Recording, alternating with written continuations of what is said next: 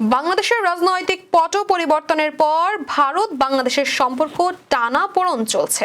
তবে আন্তদেশী বিয়েতে এর আঁচ পড়েনি মোটেও। উল্টো 2024 সালে বাংলাদেশি ও ভারতীয়দের মধ্যে বিয়ের পরিমাণ আগের বছরের তুলনায় দ্বিগুণ হয়েছে। জানা যায় 2024 সালে জানুয়ারি থেকে 20 ডিসেম্বর পর্যন্ত 100 বাংলাদেশি নারী ভারতীয়দের বিয়ে করার জন্য অনুমতি চেয়ে আবেদন করেন। একই সময় 11 বাংলাদেশি পুরুষ ভারতীয় নারীকে বিয়ে করার জন্য আবেদন করেন।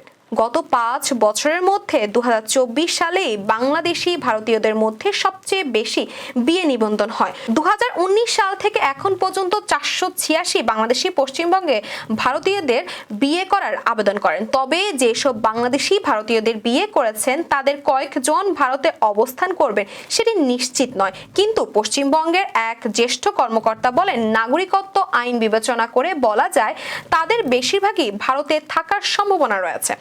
ভারতের 1955 সালের নাগরিকত্ব আইন অনুযায়ী যদি অন্য কোনো দেশের নাগরিক ভারতীয়দের বিয়ে করেন তাহলে তারা ভারতের নাগরিকত্বের জন্য আবেদন করতে পারবেন। এছাড়াও যদি কোনো শিশুর বাবা অথবা মা ভারতীয় হন তাহলে ওই শিশু স্বয়ংক্রিয়ভাবে ভারতের নাগরিকত্ব পাবে।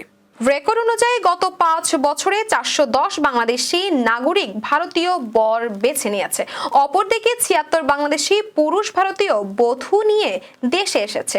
গত বছর যে 100 বাংলাদেশি নারী ভারতীয়দের বিয়ে করার আবেদন করেছেন তাদের মধ্যে 79 জন ছিলেন হিন্দু ধর্মাবলম্বী, 16 জন মুসলিম এবং 5 জন খ্রিস্টান। অপরদিকে যে 11 বাংলাদেশি পুরুষ ভারতীয় নারীদের বিয়ে করেছেন তাদের মধ্যে 9 জনই হিন্দু, বাকি 2 জন মুসলিম।